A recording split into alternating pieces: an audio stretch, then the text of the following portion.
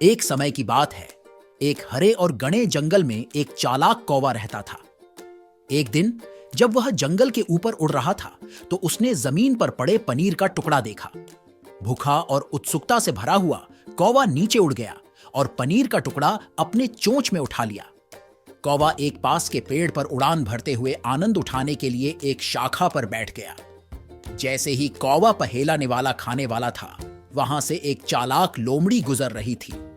लोमड़ी, जिसे चालाकी में माहिर गिना जाता था, कौवे को पनीर के साथ देखकर उसे पाने के लिए योजना बनाई। कौवे के पास आकर लोमड़ी ने कहा, प्यारे कौवा, तुम्हारी खूबसूरत आवाज के लिए तुम्हें जाना जाता है। क्या तुम मुझे एक गाना गा के सुना सकते हो? लोमड़ी की प्रशंसा से प्रेरित होकर कौवा ने इसे स्वीकार कर लिया। पनीर अब भी उसके चोंच में था। कौवा ने सुरीले तरीके से कौ कौ करना शुरू किया। कौवा गा रहा था जब लोमड़ी ने पनीर का टुकड़ा देखा और उसे अपने लिए चाहा। यह मौका देखकर लोमड़ी ने कौवे की तारीफ और भी की।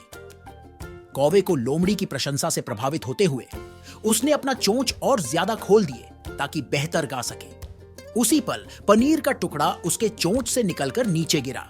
लोमड़ी ने तुरंत ही वो पनीर पकड़ा और जंगल में भाग गई। कौवा ने अपनी गलती समझी। उसने समझ लिया कि लोमड़ी ने उसकी प्रशंसा करके उसे धोखा दिया था। कौवे ने समझा कि उसे अधिक सतर्क होना चाहिए था और अपनी पकड़ इतनी आसानी से नहीं छोड़नी चाहिए थी। कौवा ने उस दिन एक मूल्यवान सीख हासिल की।